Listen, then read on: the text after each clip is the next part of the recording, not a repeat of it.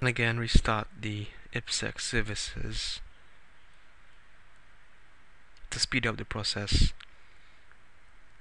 and we are able to now ping the server correctly.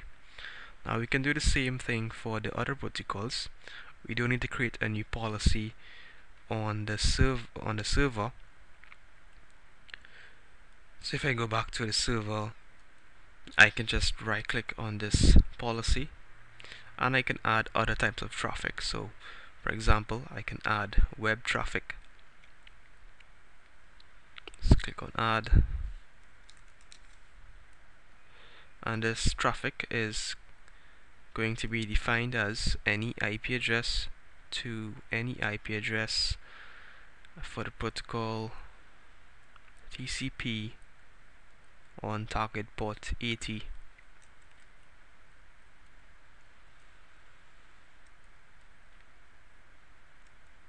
Select the filter, and for the filter action we're going to require security, and we're going to use this time the default Kerberos authentication instead of appreciate key.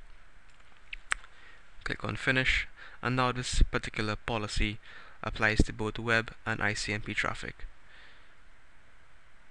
So again, we run a GP update on the server end, and we restart the Ipsec policy on the server, Ipsec services on the server.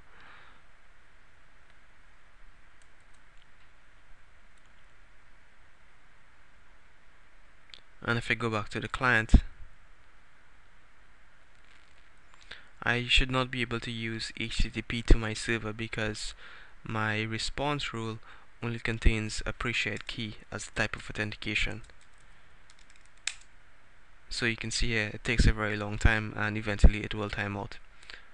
So in order to do that, I need to edit my response rule on my client, and I can go to add and say for web traffic from my machine,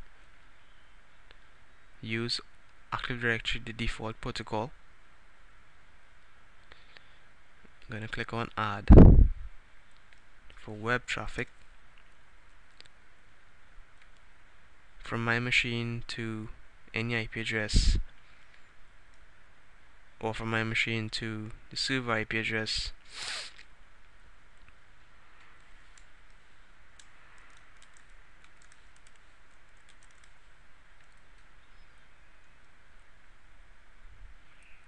for TCP port 80,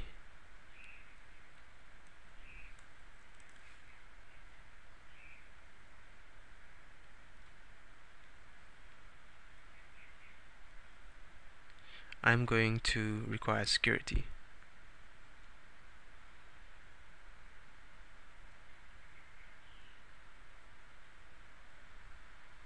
Hit apply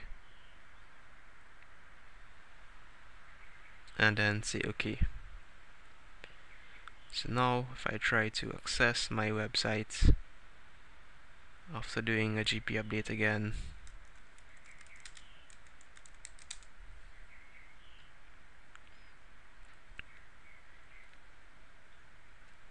I'm now able to access the website. So that is in a nutshell how Ipsec security works between a client and a server.